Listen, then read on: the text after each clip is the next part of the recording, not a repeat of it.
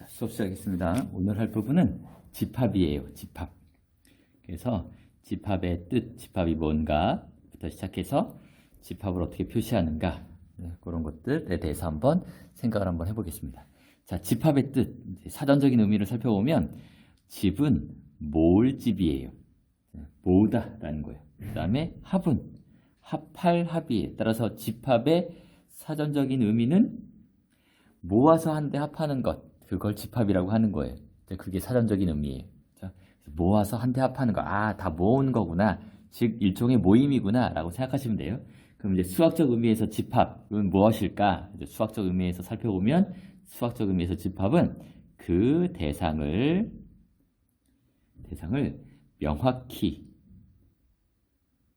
명확하게 구별할 수 있는 모임, 그게 집합이에요. 그 대상을 명확하게 구별할 수 있는 모임. 그래서 예를 들면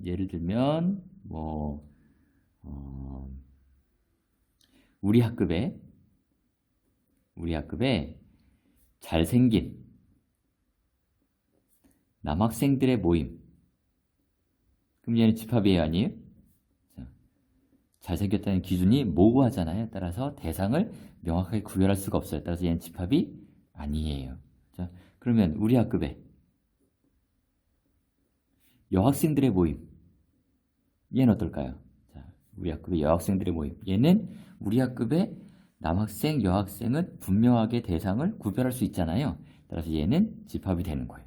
자, 그럼 이런 건 어떨까요? 0과 2분의 1 사이의 자연수들의 모임. 그럼 얘는 0과 2분의 1 사이에 자연수가 없다라는 걸 명확하게 알죠. 따라서 대상을 명확하게 구별할 수 있어요. 대상이 없다라는 사실을 아는 거예요. 대상이 될 수도 있고 안 될 수도 있다, 이게 아니라 잘생긴 남학생이다라고 하면 어떤 사람 A가 사람의 기준에 따라서 대상이 될 수도 있고 안 될 수도 있다, 이렇게 모호하지만 0과 2분의 1 사이의 자연수들의 모임은 0과 2분의 1 사이에는 자연수가 없다라는 걸 명확하게 알고 있잖아요. 따라서 얘도 일종의 집합이 되는 거예요. 집합이 되는 거예요.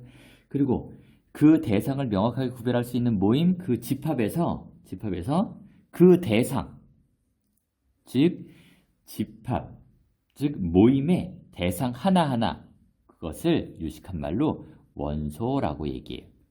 따라서 원소는 모임의 대상 하나하나, 이걸 다 원소라고 한다라고 생각하면 되는 것 같아요.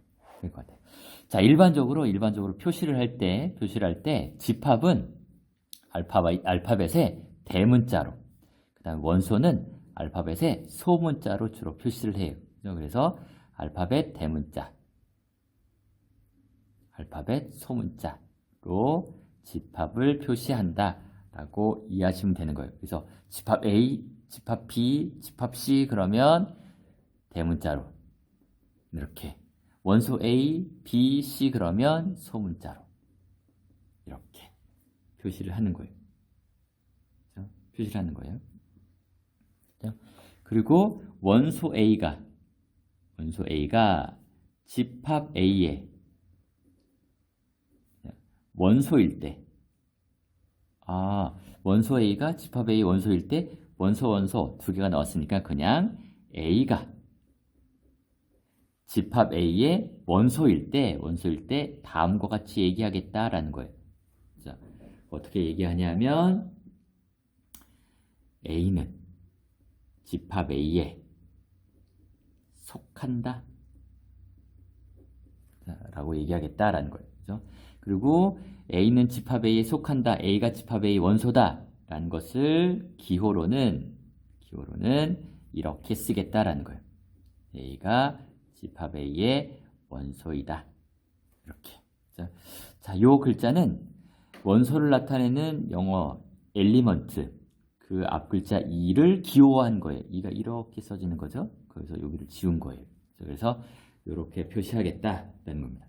자, 그러면 어떤 녀석이 집합 A의 원소가 아닐 수도 있겠죠. 그래서 B가 집합 A의 원소가 아닐 때 다음과 같이 얘기하겠다라는 거예요. 그렇죠? 어떻게 얘기하겠다? B는 집합 A의 A에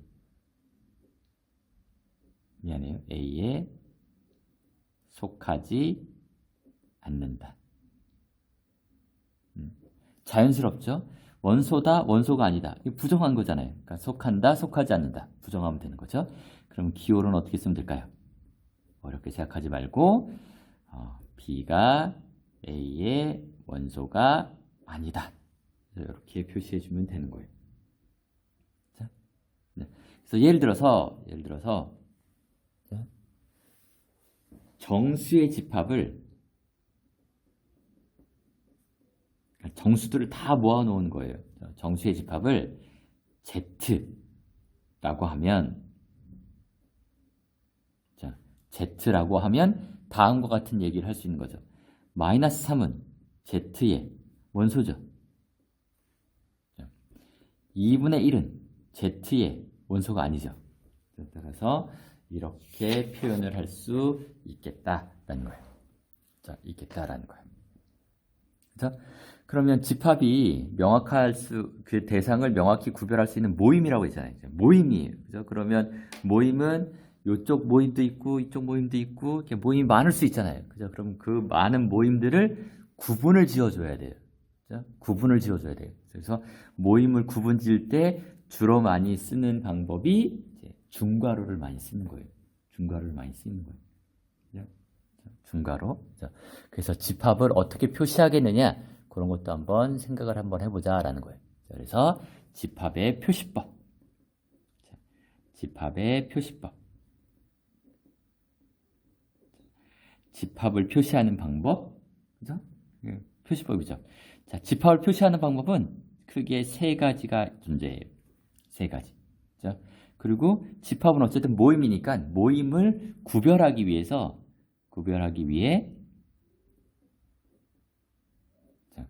중괄호를 사용합니다. 중괄호를 사용한다라고 생각하시면 돼요. 자, 중괄호를 이렇게 묶어서 사용한다라고 생각하시면 돼요. 그래서 서로 구별하기 위해서 중괄호를 사용한다라고 생각하시면 돼요. 그럼 집합을 표시하는 세 가지 방법. 첫 번째 원소 나열법이라는 방법을 사용할 수 있어요. 자, 원소 나열법 어렵게 생각하지 마시고 원소를 나열하는 거예요. 원소를 쭉 그냥 쓰는 거예요. 쭉 그냥 쓰는 거예요. 어디에 쭉 쓰는 거예요? 자, 집합을 구별하기 위해서 중괄호를 사용한다 그랬죠. 그래서 원소 나열법은 중괄호 안에 중괄호 요거 안에 모든 원소를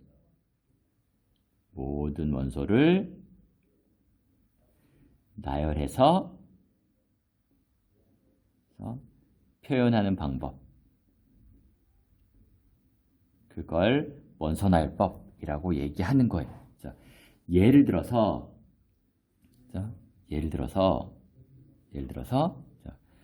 6의 양의 약수들의 집합이다. 그러면 원소는 뭐가 되겠어요? 6의 양의 약수니까 곱해서 6 되는 거 찾으면 되죠. 그러면 1 곱하기 6, 2 곱하기 3 이게 원소예요. 1, 2, 3, 6이 원소예요. 자, 그래서 이 모든 원소 1, 2, 3, 6을 중괄호 안에 모두 나열해서 표현하는 방법이에요. 그러니까는 중괄호 안에 1, 2, 3, 6 이렇게 표시하는 것. 이게 원소 나열법이에요. 자, 원소 나열법이에요. 자, 근데 모든 원소를 표시하는 건데 예를 들어서 앞에서 얘기했던 정수의 집합이다 그러면 정수가 한둘이에요? 아니면 무수히 많아요? 무수히 많단 말이에요. 그러니까 무수히 많은 경우에는 어떻게 하느냐? 자, 특징을 잡아낼 수 있을 때까지만 배치하고 나머지 부분은 생략해서 표시를 해요. 그래서 예를 들어서 정수의 집합이다. 그러면 그걸 원소나열법으로 나타내봐라. 그러면 중괄호 안에 정수를 다 쓰면 되는 거잖아요. 근데 정수를 다 쓸 수는 없죠. 그래서 생략을 하는 거예요. 그래서 예를 들어서 마이너스 3, 마이너스 2, 마이너스 1, 0, 1, 2, 3 그러면 다음에 4가 오겠구나 라고 알 수 있는 거죠. 그래서 다음에는 4, 5, 6 이렇게 나온다. 그래서 점 3개를 찍어서 생략을 하는 거예요. 마찬가지로 마이너스 3 왼쪽에 마이너스 4가 나오고 마이너스 5가 나오고 이런 것이 나오겠구나 라는 걸 아니까 왼쪽에 또 가운데 점 3개를 찍어서 이렇게 생략을 하는 거예요. 그래서 원소가 무수히 많은 경우에는 이렇게 원소나열법을 사용할 때 이렇게 생략을 해서 표시할 수도 있다라는 거고요. 그 다음 어쨌든 모임이니까 그냥 모아놓기만 하면 되는 거예요. 따라서 1, 2, 3, 6을 모아놓은 거나 2, 1, 6, 3을 모아놓은 거나 어쨌든 같은 녀석을 모아놓은 거잖아요. 따라서 이 두 개는 같다라고 보는 거예요. 즉 원소나열법으로 중괄호 안에 모든 원소를 배열할 때 원소를 배열하는 순서는 고려하지 않는 거예요. 어떻게 배열하든지 상관없이 고려하지 않는 거예요. 자, 그럼 이제 순서는 고려하지 않는 거예요. 그럼 이런 건 어떨까요? 중괄호 안에 1, 1, 2, 2, 3, 6 이렇게 썼어요. 그럼 이제 이렇게 하나의 숫자를 여러 번 쓸 수 있다면 원소가 1, 2, 3, 6인 집합을 표현하는 방법이 무수히 많이 나오겠죠. 이것도 1, 2, 3, 6을 원소로 하는 집합이고 이것도 1, 2, 3, 6을 원소로 하는 집합이고 그래서 표시하는 방법이 무수히 많이 나올 수 있단 말이에요. 근데 무수히 많은 건 다루기 힘들어요. 그래서 하나인 것을 추구하는 거예요. 그래서 원소나열법을 쓸 때는 얘처럼 같은 원소를 두 번 이상 중복해서 쓰지 않아요. 그래서 중복 표현은 하지 않아요. 중복 표현은 하지 않는다. 그래서 그냥 원소가 1이다 그러면 한 번만, 2다 그러면 한 번만 이렇게 쓰겠다. 그래서 원소나열법이 갖고 있는 특징 첫 번째, 원소를 배열하는 순서는 고려하지 않는다. 두 번째, 원소의 개수가 너무 많으면 이제 다음에 무엇이 나올지를 예측할 수 있는 부분까지 쓰고 가운데 점 3개를 찍어서 생략할 수 있다. 그 다음에 원소를 중복해서 표시하는 것은 사용하지 않는다. 이렇게 이해하시면 돼요. 이해하시면 됩니다.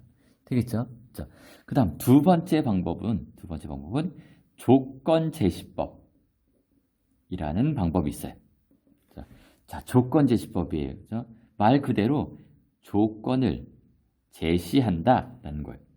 그죠? 조건을 제시한다라는 거예요. 그죠? 그래서 이 조건제시법은 역시 중괄호 안에 원소들이 갖고 있는 공통된 성질을 조건의 형식을 빌어 표시하는 방법이에요.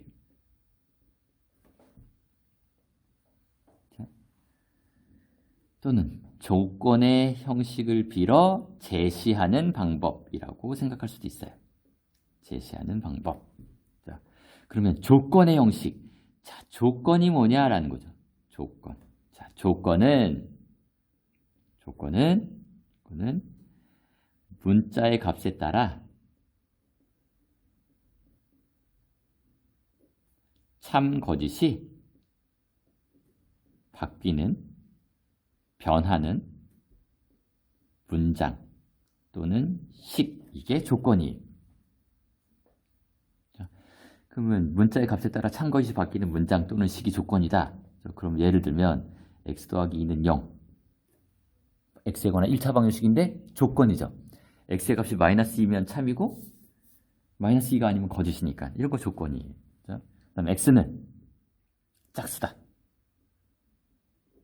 그럼 x가 2면 참이죠?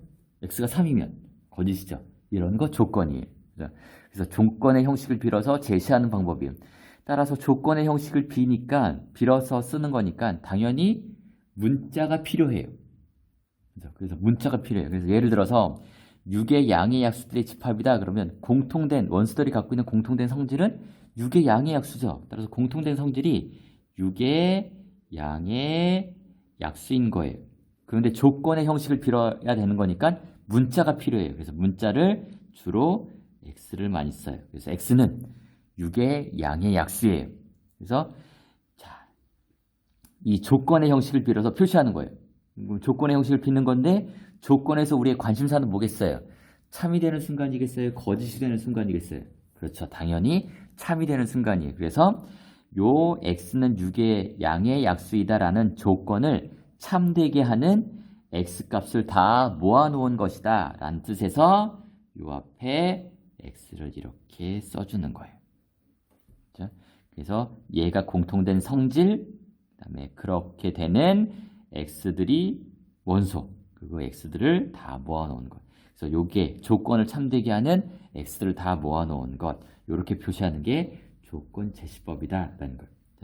여기 써있는 문자와 여기 써있는 문자는 서로 같아야 돼요. 그렇죠? 그러니까 x는 6의 양의 약수다 그러면 6의 양의 약수가 되는 즉 x들을 다 모은 것 이렇게 생각하시면 되는 거예요. 되겠죠? 이렇게 표시하는 게 조건 제시법이에요. 조건 제시법입니다. 이해되시죠? 이렇게 표시하면 되는 거예요. 그러면 정수의 집합은 어떻게 표시하면 될까요? 정수의 집합은 공통된 성질이 정수죠. 따라서 뭐 A는 정수다. 요거 참되게 하는 A를 다 모아놓은 것이다. 이렇게 표시하면 돼요. 근데 A라는 표현보다는 X라는 표현을 더 많이 쓴다라고 생각하면 되겠어요. 자, 그 다음에 세 번째. 세 번째는 그림으로 모임을 표현하는 방법이에요. 어쨌든 모임을 구별하기만 하면 되는데, 구별하는 게 중괄호를 구별해도 되지만, 테두리를 만들어도 되잖아요. 그래서 테두리를 만들어서 표현하는 거예요. 그래서 그렇게 표시하는 방법을 벤 다이어그램이라고 얘기합니다. 그래서 원 또는 직사각형 안에 원소를 배열해서 그림으로 나타내는 거, 표현하는 방법. 그게 벤 다이어그램이에요. 예를 들어서 6의 양의 약수들의 집합을 벤 다이어그램으로 표현해봐라. 그러면 원 안에 원소 1, 2, 3, 6을 이렇게 써주면 되는 거예요. 근데 그 집합을 특별하게 A라고 하자 그러면 거기다가 집합 기호를 이렇게 집합의 이름을 A 이렇게 표시해 주는 거예요. 되겠죠? 그래서 집합을 표시하는 방법 세 가지. 원소나열법, 조건제시법, 벤 다이어그램. 이렇게. 벤 다이어그램은 그냥 원으로 구분 짓는 거니까 충분히 할 수 있어요. 그래서 원소나열법과 조건제시법 이 두 개를 서로 왔다 갔다 바꿀 수 있어야 돼요. 왔다 갔다 바꿀 수 있어야 됩니다. 되겠죠? 이해되시죠? 그렇게 바꿀 수 있어야 되겠다라고 생각하시면 돼요. 그렇죠? 자, 그러면 이제 원소의 개수에 따라서 집합은 어떻게 분류할 수 있을까? 집합의 분류도 한번 살펴볼까요? 자, 집합의 분류. 원소의 개수에 따라서 집합의 분류예요. 그러면 원소의 개수가 유한계인 집합이 있을 수 있겠죠. 유한계다 그러면 한이 있다. 한계가 있는 거죠. 그죠? 그러한 집합을 유식한 말로 뭐라고 얘기하냐면 그쵸, 유한집합이라고 얘기해요. 그 다음 원소의 개수가 무한계인 집합도 있겠죠. 자, 무한계인 집합.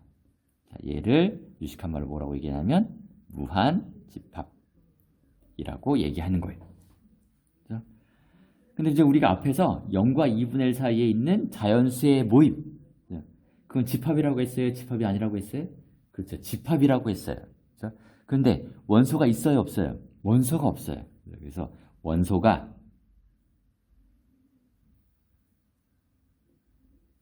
하나도 없는 집합이 있을 수 있어요. 자, 그러한 집합을 유식한 말로 뭐라고 얘기하냐면 공집합, 비어있는 집합이다 라는 뜻에서 공집합이라고 얘기하고요. 기호로는 이렇게 써요.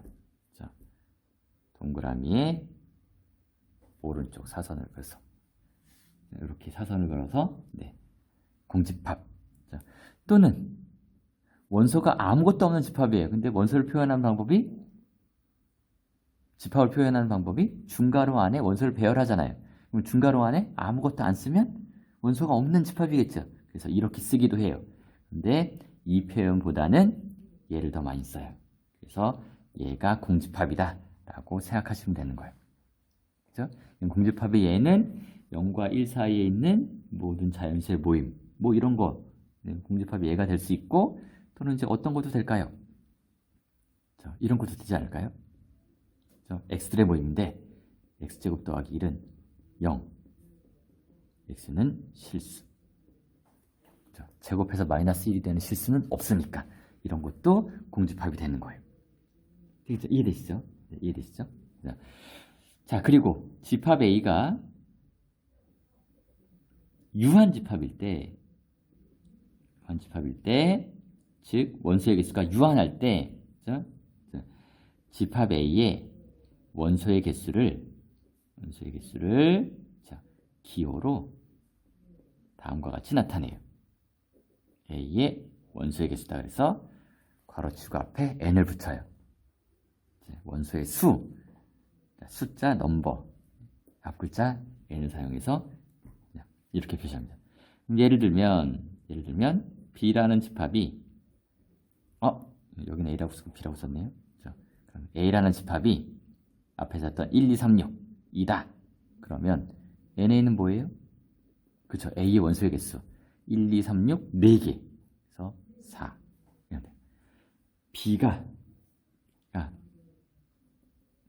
1, 2, 3, 4, 5다.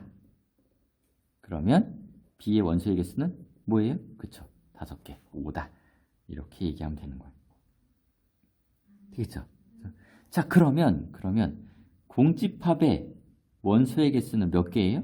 0개죠. 따라서 이렇게 쓰는 게 자연스럽죠. 이렇게 쓰는 게 자연스러워요. 그런데 이 기호는 집합 A가 어떤 집합일 때만 쓸 수 있다 그랬어요? 유한 집합일 때만 쓰는 거예요. 근데 공집합의 원소의 개수는 0이라는 게 명확하잖아요. 따라서 이렇게 쓰는 게 자연스러우니까 공집합도 일종의 유한 집합이라고 보는 거예요. 그래서 공집합도 유한 집합이다라고 본다라고 생각하시면 돼요. 자, 일단 이론은 여기까지. 이제 문제를 한번 풀어봅시다.